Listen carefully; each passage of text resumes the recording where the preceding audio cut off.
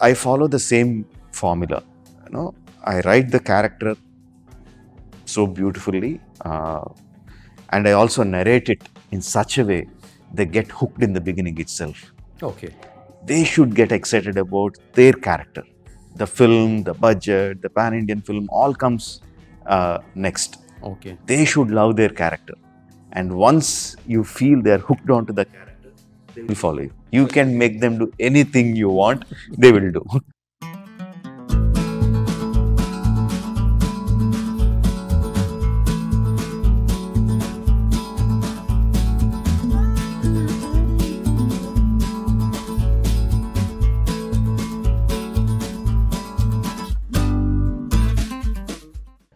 Welcome to BPM Noon, three of you.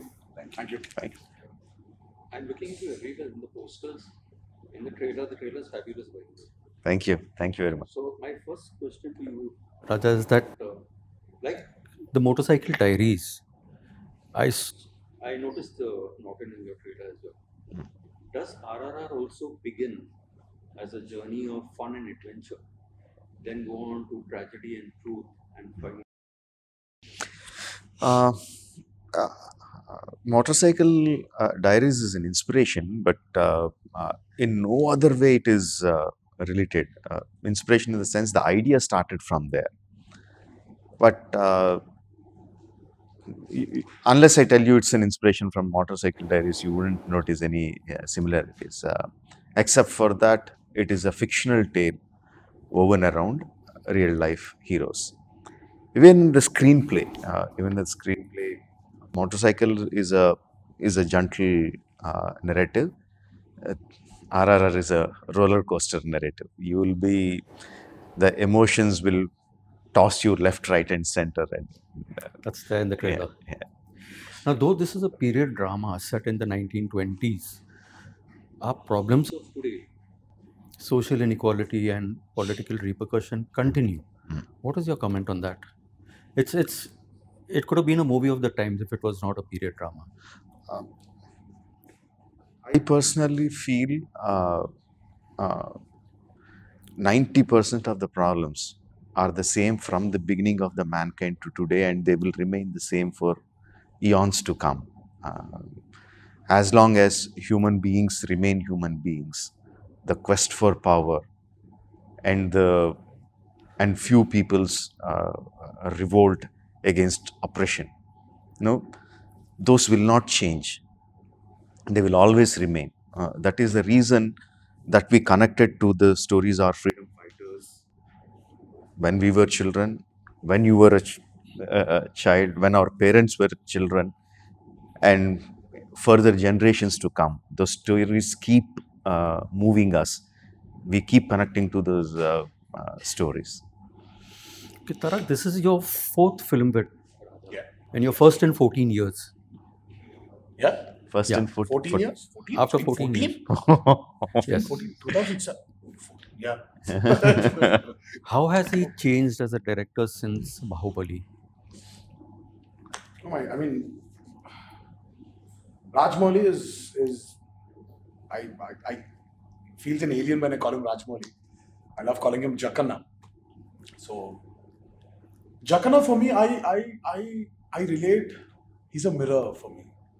It's like talking about when we started off from student number one to what we are as individuals. Him as a filmmaker, as an actor, we've really grown. We've learned a lot. That's why I say it's like a mirror image. But when I look at him as an individual, from being this young, craving to show the world what he's capable of as a filmmaker, to being the director or filmmaker who the boundaries of regional films, okay, and made all this a big Indian film industry thanks to Bahubali. I think it all started from there. And he's the one who actually achieved it through his films. And today, we're not Tollywood or Bollywood or Collywood or Mollywood anymore. I think we are a big industry, Indian cinema. big Indian cinema. So it's truly speechless.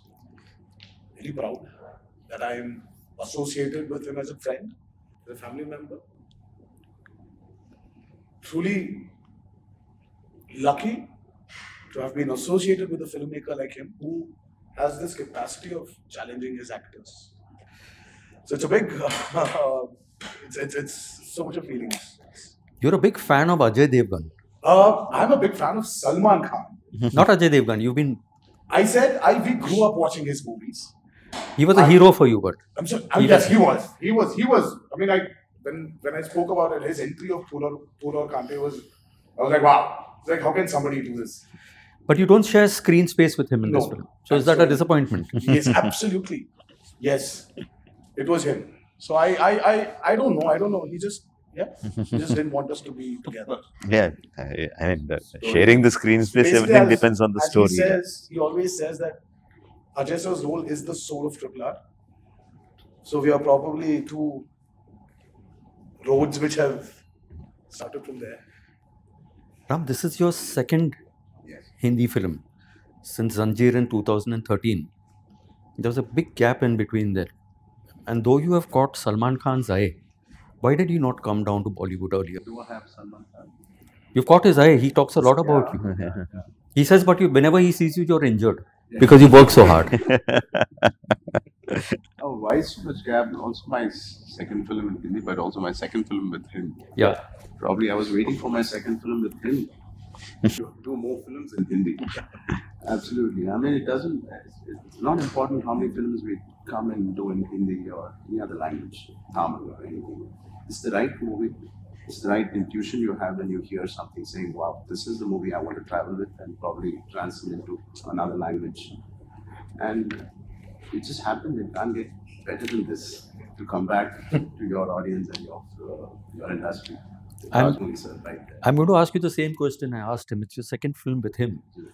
How has he changed? When you did that first one with him, that was some time ago. Yeah. Then Bahubali came. How has he changed after that? 12 years, 14 years, 12 years.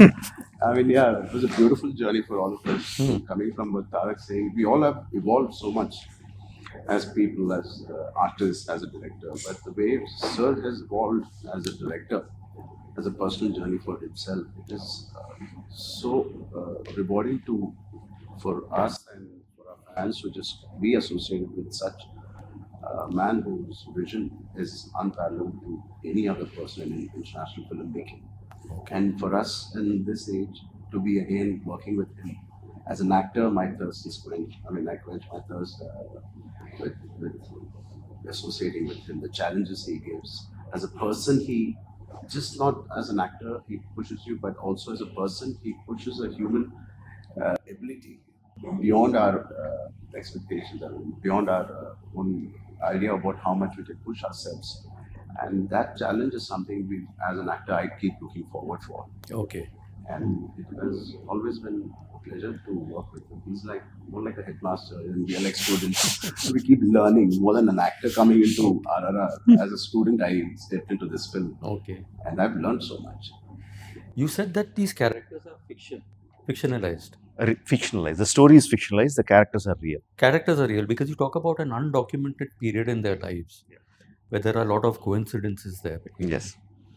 So how did you write this story when you got characters, but there was nothing really happening on them at that point of time? How did you get this undocumented period? That is what made me feel excited about. There is obviously this is not a biopic. This is not about the history that we know.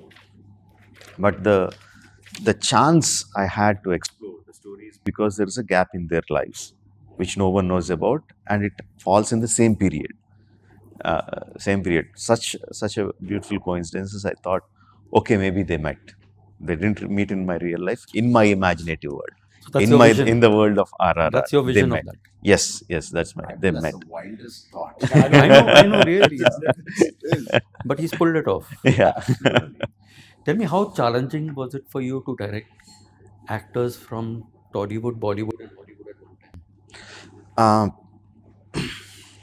See, with them it is different because One is that I have worked with them before. Two is we have known each other for years. Apart from the films, we meet, we talk, we share ideas, we exchange thoughts. It is like family. So it is not at all difficult for me to direct them or any other actor for. But see, once we written the story, we know it is going for a long duration, 1.5 year, 2 year, 3 years, whatever. And to keep them excited to that long a time is a challenge. I know once I ask them, I don't even need to tell them the story. They will come with me. They have that respect towards me, so they will come on board. But to keep them excited throughout that period is one challenge that I had to address in the beginning. Okay. And I follow the same formula. I write the character so beautifully, and I also narrate it in such a way they get hooked in the beginning itself. Okay. They should get excited about their character. The film, the budget, the pan-Indian film, all comes next. Okay. They should love their character. And once you feel they're hooked onto the character, they will follow you. You can make them do anything you want, they will do. The same thing. Same thing happened with Ajay sir, same thing with Alia.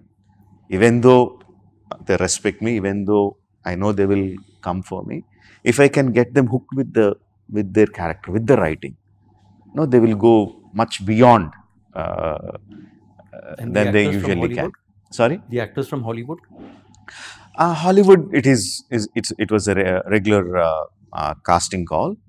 Initially, we didn't know to approach them. Then I took the help of Shekhar Kapoor sir. Yeah. I called him, sir, I'm not able to get to the right actors. And he said, you need to follow certain protocol. You need to go for a casting agency. And he gave me references. We went through the casting agency and we got Ray Stevenson, Alison Doody and Olivia Morris for the roles. What was more challenging for both of you to do, the action scenes or the dancing?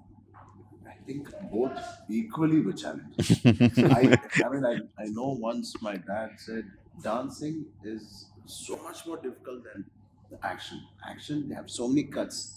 You're just bashing people and there's multiple cuts. But in a song of his or any regular song, you have to sing the lyric, express beautifully. There's not going to be any cut for a while, and you have to get your steps so right.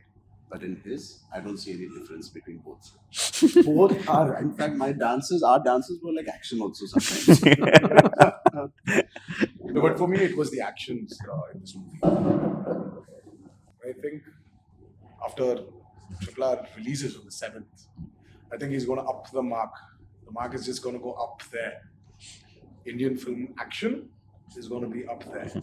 Okay. And that's what I think he really brought that out in this film. And the torture we went through, beautiful. There was a sequence, thanks to the pandemic also.